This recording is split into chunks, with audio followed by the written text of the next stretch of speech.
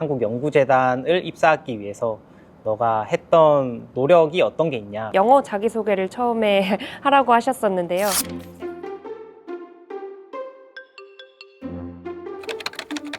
안녕하십니까. 한국연구재단 신입사원 청렴경영팀 박연규입니다. 홍보기획팀 신예진입니다. 정보융합기술단 김혜종입니다. 호라이즌 유럽 TF 송예진입니다. 밀프 톡톡!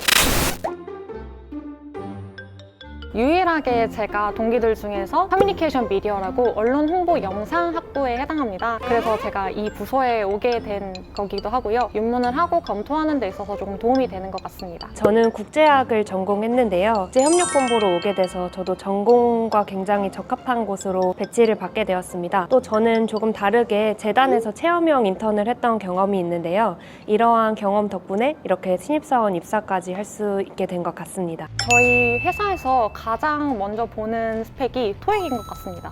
그래서 토익을 준비를 좀 하셔야 될 것 같고요. 업무에도 정량적인 요소도 중요하지만 정성적인 지표도 굉장히 중요하다고 생각합니다. 따라서 되게 다양한 경험을 해봐야 저희가 연구행정을 지원하는 그런 입장에서 많이 지원을 할 수 있을 것 같고, 트렌드인 AI 관련 자격증을 취득하면서 이런 분석 역량을 좀 기르면 업무에도 실제 많이 도움이 되고 있는 것 같습니다. 저는 학사 조교 업무를 조금 오래 했었는데 이 업무들도 어떻게 보면 연구자의 입장이 되거나 또 학생들의 입장에서 저희 재단에서 주는 장학금이나 어떤 연구비 같은 것들을 수여하는 입장이 또 돼볼 수 있기 때문에 그런 조교 활동들도 좀 도움이 됐던 것 같습니다. 엑셀을 이제 잘 쓰면은 확실히 업무의 효율성이 많이 높아질 수 있기 때문에 엑셀 관련해서 컴퓨터 활용 능력이라던가 이러한 자격증을 취득하는 것도 굉장히 도움이 될 것 같습니다.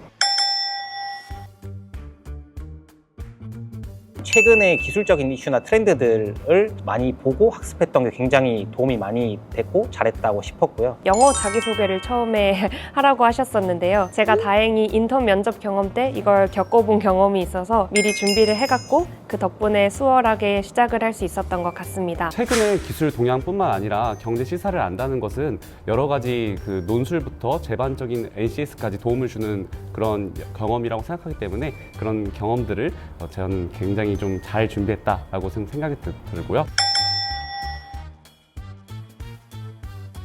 제가 있었던 전형의 그 사업 PT를 좀 잘했던 것 같습니다. 이 과정에서 필요한 게 그 연구재단이 가지고 있는 사업들, 진행하고 있는 사업들에 대해서 자신이 생각하는 바를 좀 명확하게 정리하면 좋을 것 같습니다. 본인의 가치관이나 혹은 사업에 대한 자신의 후속 생각들, 그리고 이런 식으로 진행됐으면 좋겠다, 이런 사업을 해보고 싶다, 이런 걸 좀 명확하게 정리해서 들어가시면 좋을 것 같습니다. 기억에 남는 사람이 되자가 아마 제가 가장 붙을 수 있었던 필살기이지 않을까 싶습니다. 저는 군 장교 시절을 백령도라는 곳에서 보냈습니다. 되게 어려운 환경이지만 그 속에서 제가 할 수 있는 최선의 노력을 다했고 실제 많은 성과를 냈던 것들을 면접관분들에게 많이 어필했던 것 같습니다. 간결하게 답변하는 것을 이야기를 하고 싶은데요. 일단 면접 자체가 시간이 정해져 있기도 하고 정말 필요한 핵심만 골라서 말하는 게 좀 중요하기 때문에 저는 일부러 답변 하나를 완벽하게 외워가기도 했습니다.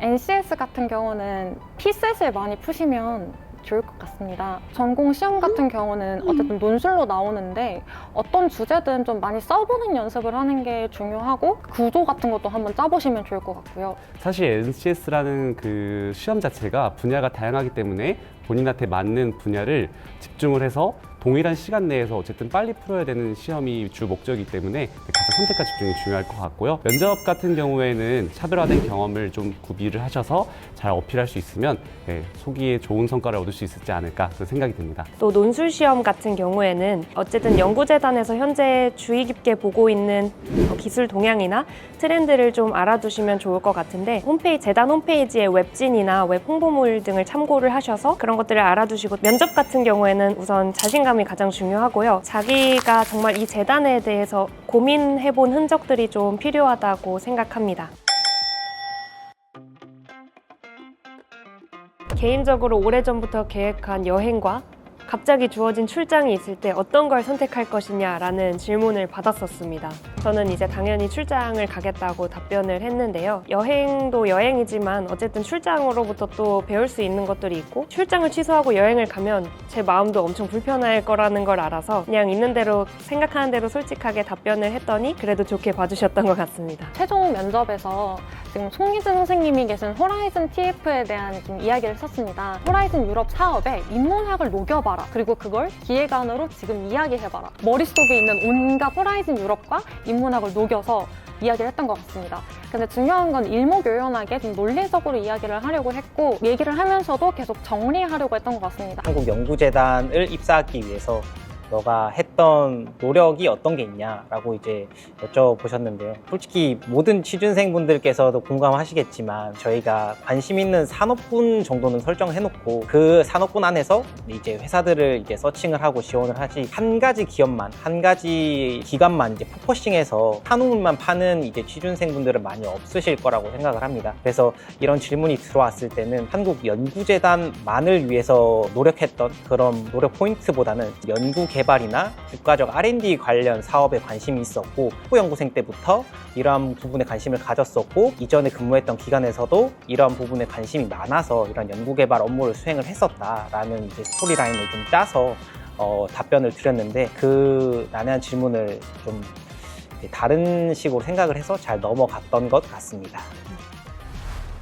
한국연구재단에서 꼬리 질문이 좀 많은 편인 것 같고요. 그리고 두 번째로 질문의 대답이 꼭 적합하지 않아도 본인만의 논리를 좀 가지고 있다면 충분히 잘 답변하실 수 있으리라 생각합니다. 감사합니다.